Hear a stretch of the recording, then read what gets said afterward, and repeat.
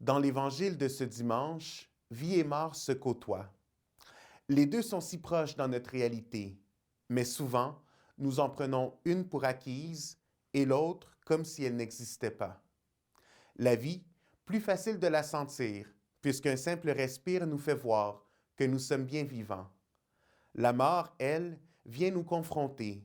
Qu'elle débute par une maladie ou qu'elle soit soudaine, elle vient nous enlever cette impression d'immortalité.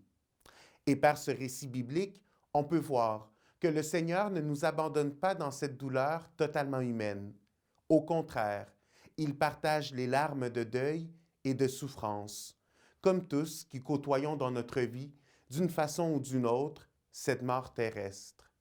Mais ici, Jésus dit, cette maladie ne conduit pas à la mort, elle est pour la gloire de Dieu, afin que par elle, le Fils de Dieu soit glorifié.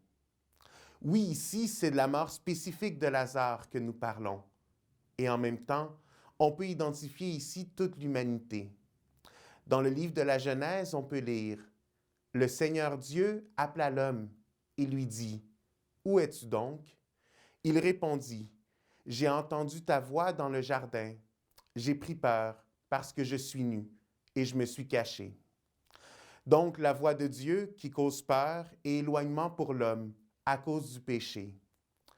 Alors qu'ici, dans l'Évangile de Jean, la voix divine de Jésus est source de vie qui dit, « Après cela, il cria d'une voix forte, « Lazare, viens dehors. » Et l'homme qui était mort depuis 4 jours sortit du tombeau.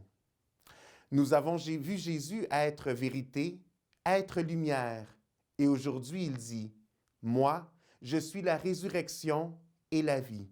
Celui qui croit en moi, même s'il meurt, vivra.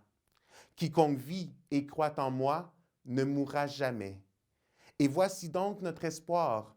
La mort n'est qu'une étape vers cette vie éternelle promise. Non comme une fin, mais comme un passage.